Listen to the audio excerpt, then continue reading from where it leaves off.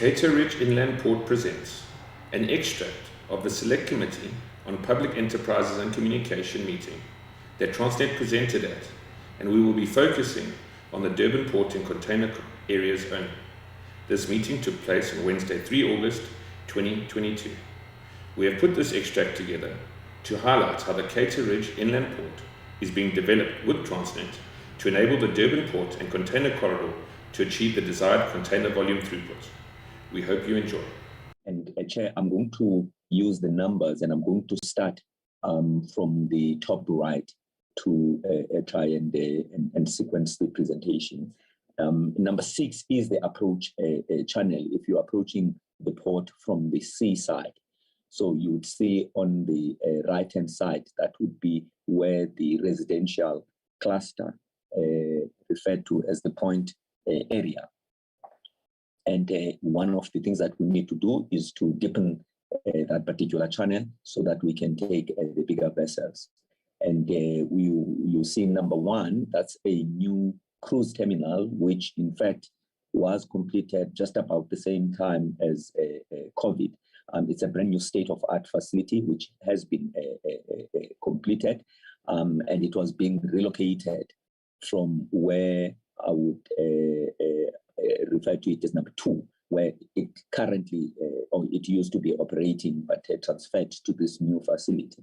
And it blends very well with the residential area at the back of it, which is the point area, which falls under the jurisdiction of the municipality of eThekwini Metro. And then we have number 4, Chair, which would be the point container terminal, which would be the subject of a significant increase. You might not be able to see, but where the number is, there would be a slightly different shade to that yellow. That's where the current footprint is, and it would be expanded to where the complete yellow is actually sitting at. And if you look at number 2, that's the automotive terminal. At the moment, you've got different operations there, including the Port of Durban head office, and all of those would actually be put down, and we would be focusing on an automotive terminal. And there are processes that we've had to engage in to seek the permission of Heritage Council, because the building falls in that particular corridor. And I would then skip a chair and come back to the channel number 6, and you'd see at number 10, which is on the left-hand side. That is where, which is number 10, that is where the Navy would in fact be relocated to.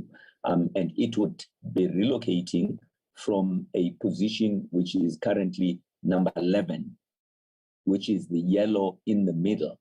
So we would relocate number 11 to number 10 as a satellite station, and the bulk of it would then be transferred to the port of Richards Bay. So all of that footprint, Chair, in that yellow line from number 13, number 7, A, and number 11, the idea is to create a complex of a significant container terminal, as well as, if you go to your left across the channel at number 15, which is part of the Maiden Wharf complex, which also would be the subject of a significant development.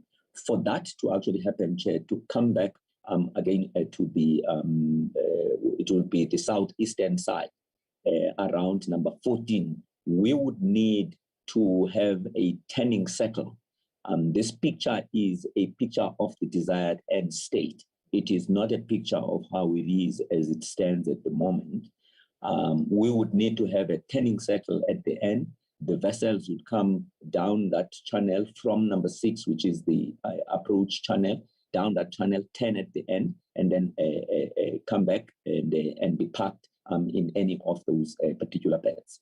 And we are currently sitting in a port with a capacity of about 2.9, and the idea is to escalate it to 11.4. And we are running behind. There already a port in the northern part of our continent, which is already sitting at 8.8 million TEUs. And the idea is that we accelerate this particular development to actually catch up with what has happened in the rest of the continent. but also generally not just those particular ports, but also both in the East Coast and in the West Coast. There have been significant developments of the upgrading of the ports. If we might move to the next slide, please. Next slide, please. And Chair, I've already spoken. I'm not going to spend too much time having indicated what is in fact intended to actually happen in this particular precinct. This is the precinct of the point terminal. And in respect of these particular precincts, Chair, there have been RFIs that have already gone out. The idea is through TPT, Transnet is seeking collaboration with private sector players who would be able to bring the requisite capacity, the volumes, but also the capability to actually invest in some of these assets so that we are able to meet the demand, both in terms of the sizes of the vessels that are also changing, but also as a consolidated container hub so that it can increase that particular competitiveness. If you look at B, which were pointed on the west side, Chair, that at the moment as it stands is a fresh produce terminal, and that is part of what would be reconfigured to enable a car terminal. You would also see where we have identified a C. That's also part of the relocations that would also take place to ensure that a very efficient auto terminal. The focus on auto terminals, Chair, is that they spend as short a period in the terminal as possible. It is not supposed to be a parking lot. It's supposed to be a transit place. So the shorter the period, the more efficient we are able to actually use that particular space to be able to handle the volumes that we actually require. And under demolitions, Chair, I've indicated the ocean building is going to be demolished. Around C, that's where the sheds, the various sheds would also be. We're also going to be demolishing those particular elements. If we might move to the next slide. And one of the things that we've done, Chair, as part of that particular process, we do have a place. The old vehicles, the importation of old vehicles is one of those businesses that at the moment, whilst it is in fact part of what is actually being handled, but does not necessarily constitute the most attractive proposition, both in terms of domestic development of the automotive industry. So part of that is to see if that could be in fact accommodated elsewhere so that we can focus on the export products that are produced within the country. And the relocation, as I indicated, Chair, we would relocate the dry bulk, which is a manganese terminal, which is on the entrance side, on the left-hand side, which is the purple color, and the other one is relocation of the Navy, if we can move to that. And all of these are being relocated to Richards Bay. Naturally, there needs to be reconfiguration of Richards Bay, including its capability to accommodate the additional traffic that would in fact be visited upon that particular destination as a direct consequence of these particular locations. Next slide. Next slide, please. From a timeline point of view, Chair, all of the expansion programs from a port point of view, the process to undertake that is a prescribed process in terms of the legislation that is in place. We need to develop what is called as the port development framework plans. There are port consultative committees, presentations. These are bodies that are appointed at the instance of the Honorable Minister of Transport. And these are bodies that are constituted by a variety of stakeholders, including industry players themselves, from the shipping agents as well as the shipping liners. And we make presentations to these particular committees. The idea is to ensure that the propositions in terms of the capability of the port is fit for purpose and responds to the industry needs.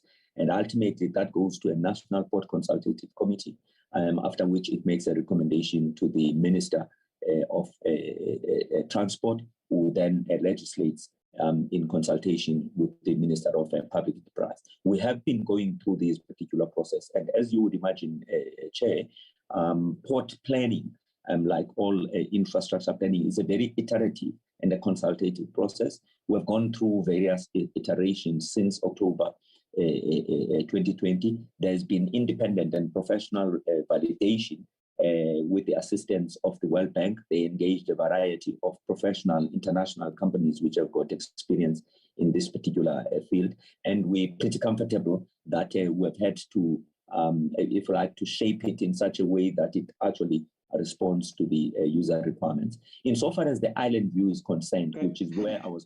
Thank you, Pusha, and good morning to the Chair and all protocol observed. I'll just go straight into the presentation. Can I just get confirmation that I'm audible? Yes, you are. Okay, thank you. Thank you.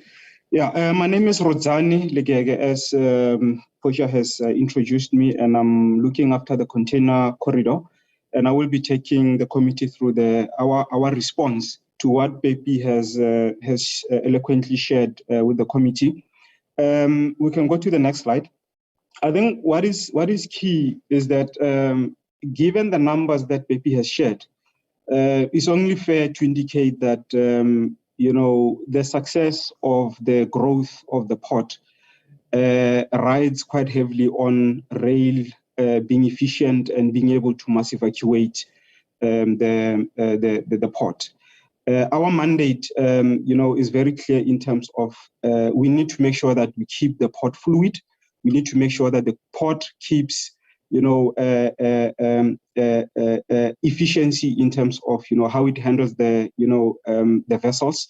So we need to make sure by mass evacuating the port, we then are able to allow them to do what they need to do. So that is really our key role.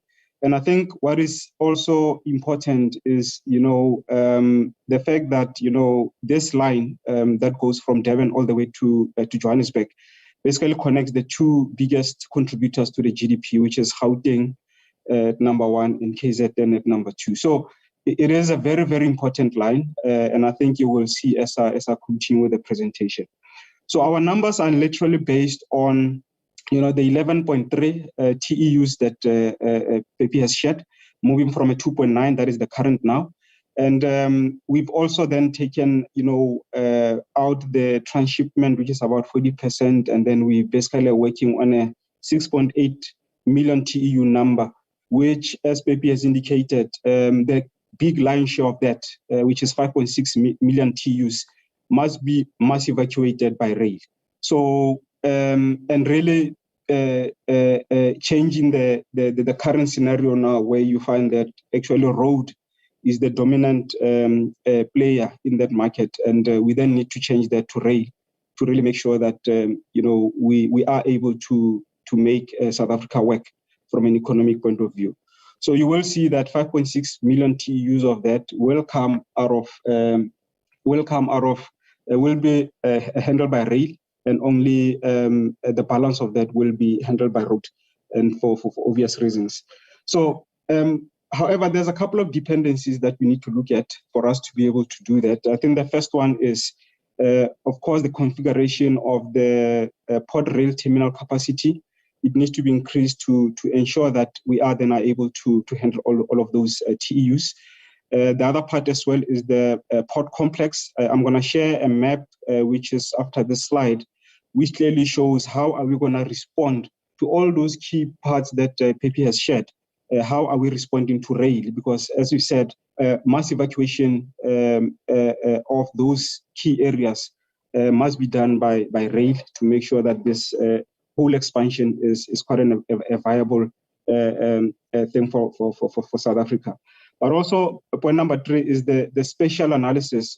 What we also understand is that, the port is within the city, right? And we need to ensure that when we do our planning, eThekwini comes into the picture to make sure that when they do their road analysis, they also take into consideration, the role that we play as rail. They made it very clear that their numbers are also based on about almost 80% of the containers going by rail. So rail becomes very, very key and pivotal to the success of the project. But of course, one most important thing is really the essence or the issue of funding. So how do we then also ensure that the funding for rail, is also taken into consideration? And in this case, we start talking about, how do we bring in, i.e., eThekwini, as an example, as part of the funding? Because our view is that, you will see when Pepe spoke about the mass evacuation into back of port facilities, and that rail connectivity, it is rail connectivities that is helping the city to deal with the issue of congestion. So our view is very simple that, we also need to bring in the city, instead of spending money on road, they then need to spend money on, ensuring that the connectivity of rail to those facilities is seamless. And also we then start talking about the government funding as well, to say what model can we introduce to make sure that, this very important strategic line from Durban all the way to Durban, from Durban all the way to Johannesburg is well funded, and we are able to increase efficiency on this particular line to handle all of this, 11.3 million TEUs. But also lastly is the issue of the third party slot sales. It is something that we are implementing on this particular corridor. It will definitely bring positive spin-offs, and it is also an element that we need to take into consideration. But also, having said that, there's also dependencies that we need to look into, which is the rail infrastructure, our handling capacity. As I said, for us to be able to handle this, our rail capacity needs to be configured well. There's a lot of lines that are within the Durban precinct, but it's a question of how do we position those to make sure that we deal with this mass evacuation, which I will share more in details in the next slide. And then also the issue of back of port facilities. I've shared this briefly to say there is currently now about 60% of the containers that are coming off the vessels, are packed and unpacked within the Durban area. So which simply means that only 40% will then go onto the long haul going into the Johannesburg area. But what you find is that what is being unpacked and packed within Durban area also goes by todd liners. So that's also something that we need to deal with to ensure that the rail facility is efficient to take that market back from road to rail. But the connectivity within the city, we need to be serving, the South Basin, which is, the old Durban port. That's what we are envisaging that could come in handy. The Bayhead terminal as well is there to handle what is within the city, but to handle what is in the north, we're also looking at the likes of Dube Trade Port. And then we're also in the west, we're looking at Cato Ridge as an area where we are able to handle all of these containers that will be coming out. Then the next part as well is the mainline slots capacity. Currently now, one big issue that we've been having is the erosion of slots due to issues of vandalism and theft that has been happening on the line. So we need to solve for that problem of how do we deal with issues of theft and vandalism that is really crippling our infrastructure. Because without that infrastructure, we then are not able to respond to what the port is putting on the table. So it's a very, very important part that we need to solve for. The good part that I guess came out of the floods, recent floods that we've had, is that at least by the time we are done with rehabilitation, it will be able to increase our current slot capacity to something that is better before the floods, which is, I think, is a good thing. The other part is that we need to, of course, look at the changing of the operating model. The current operating model that we are running is not going to suffice to handle and respond to the 11.3 million TEUs, so that we are working on.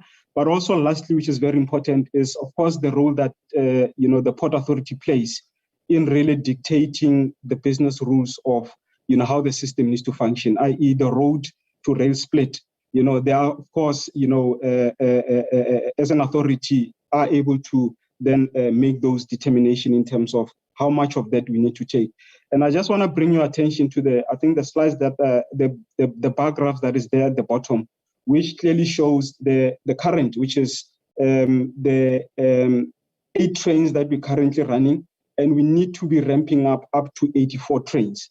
So clearly, we do have plans in terms of how are we going to ramp up. Currently, our slot capacity, our max slot capacity currently now, we're sitting at 47 slots, and we need to. You can clearly see that we need to be moving to a total of 84 slots that we need to be running. So all of those plans, we then need to bring them into place to make sure that they are very much aligned as the port progresses with their increase. I think let's go to the next slide. So the next slide, what you see on the next slide is a depiction of how do we then respond to what Pepe has indicated, and you'll clearly see when we on your right hand side there, where he spoke about the point precinct, that there will be containers and there will be also auto in that space. We've worked out the numbers that we need to be running 90% of everything that goes in that space needs to go by rail. So already we have made it clear that how we're going to respond to that is we need to be running about 14 trains out of that area. And then, of course, we're then going to use number 2, which is Maidenhof, as an exchange yard to deal with anything that we are running into that area to ensure that we are able to build our trains and handle the 90% that will be going into that area. You'll also see in the Maidenhof area, there's also, Pepe has indicated, the TEUs that they're going to be running there. There as well, our view is that we need to be running about 16 container trains per day, per direction. 90% of the 2 million TEUs that is going to come out of that needs to be on rail.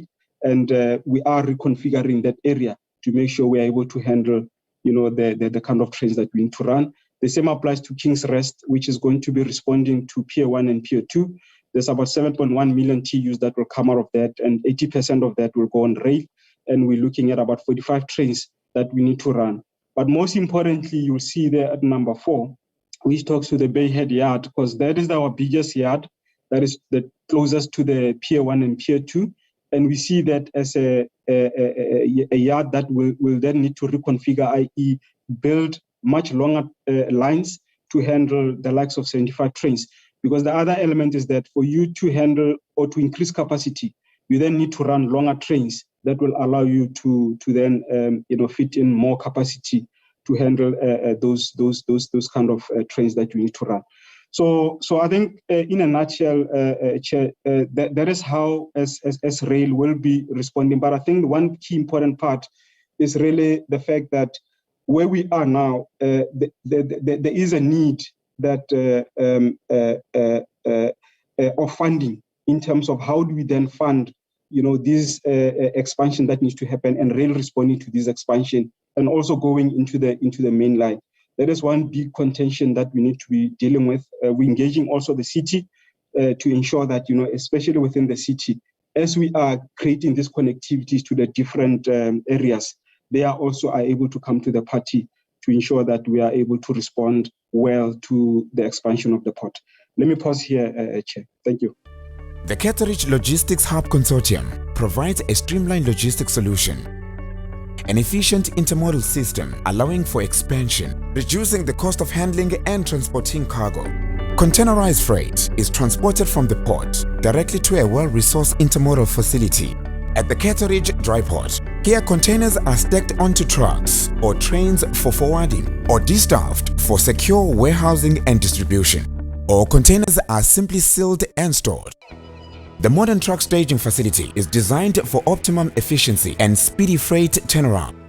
Improved rail infrastructure to the major centers in Gauteng, the Free State and SADC will improve transport flow.